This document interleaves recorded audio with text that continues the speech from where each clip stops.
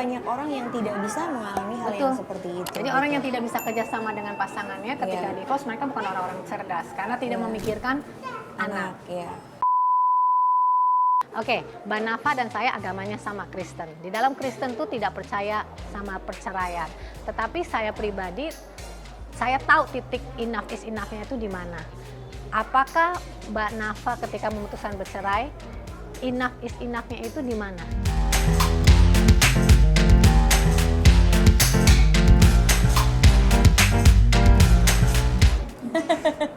Ya. Memang kalau bicara soal perceraian di dalam kekristenan ini sedikit sensi ya, karena kayak pertama kali aku cerai juga kan banyak banget dari yang menghakimi aku apa segala macam karena kita udah pernah pelayanan. Tapi kembali lagi bahwa mereka harus tahu bahwa kita itu manusia daging dan kita juga punya free will.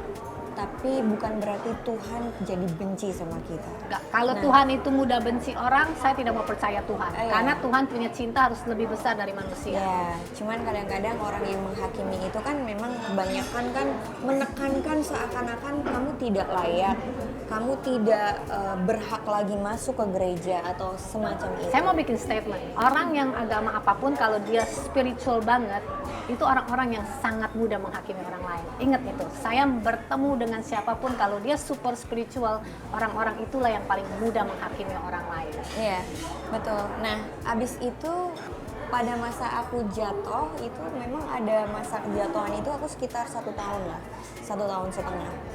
Tapi di situ akhirnya aku benar-benar belajar bahwa aku tidak lagi menghakimi orang-orang yang berdosa, menghakimi orang-orang yang jatuh, menghakimi orang-orang yang benar-benar lagi hidup dalam dosanya mereka. Di agama kita kan dibilang Tuhan itu hakim, jadi hanya dia yang berhak menghakimi orang.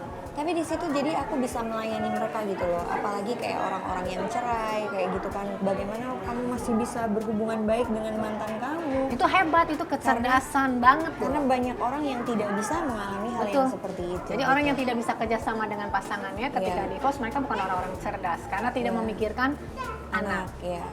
Kayak gitu. Nah, kemarin-kemarin itu mungkin kalau yang enough is enough ya, banyak banget hal-hal yang mungkin taruhlah bahwa aku tidak bisa bergerak, aku tetap harus memikirkan bagaimana how to move on my life, like my work and everything gitu. Dan for Mika gitu, karena kadang ada yang itu bagus buat anak kalau diteruskan, tapi ada yang kayaknya untuk sekarang ini tidak baik kalau anak harus ngalamin itu gitu. Dan aku jujur memang tidak sanggup. Pas waktu itu benar-benar Tuhan selalu sanggup. Selalu Tuhan selalu punya salah, Tuhan selalu sanggup. Akunya yang manusianya yang tidak gitu. Jadi pas waktu itu aku memutuskan untuk demi kebaikan Mika gitu. Jadi bersahabat kembali dengan Zack. Betul. Oke. Dan itu buat tumbuh kembang psikologi anak, bahwa orang tua bercerai is only piece of paper, tetapi anak kan tidak pernah minta dilahirkan. Betul. Iya. Jadi harus kasih yang terbaik.